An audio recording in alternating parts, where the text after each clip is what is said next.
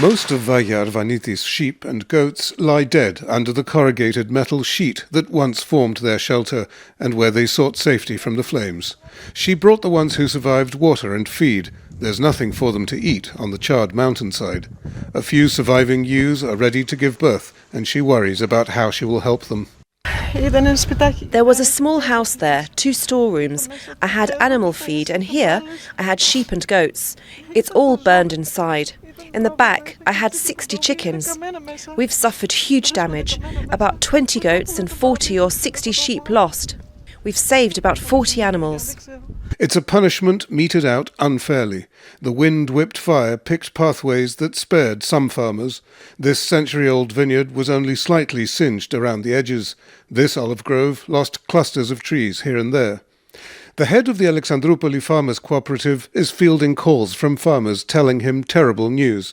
And in the midst of all this, he remembers growing up in these hills. This forest was full of life, birds, animals, deer, flocks of sheep and goats. We're worried about what's coming. And it's not over. This village had its second brush with fire in 2 days. I'm standing on the outskirts of the village of Gila in the neighborhood of Alexandroupolis, where small fires are restarting in an area that was burned about 2 days ago. Because there's so much heat still in the ground, and because there is so much tinder, this particular fire behind me is now burning on small dry grasses and could easily spread into the desiccated trees above it. Eventually, a firefighter did come down with a hose, but 10 meters away, yet more fires were being rekindled.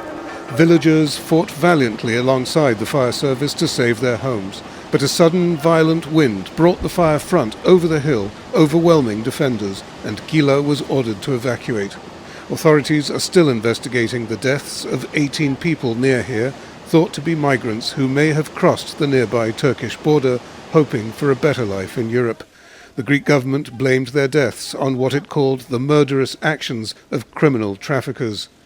This is the 3rd year in a row that some of these areas have burned. Many people are worried that in its struggle against a warming climate, Greece is in retreat. Psaropoulos, Al Jazeera, Alexandroupolis.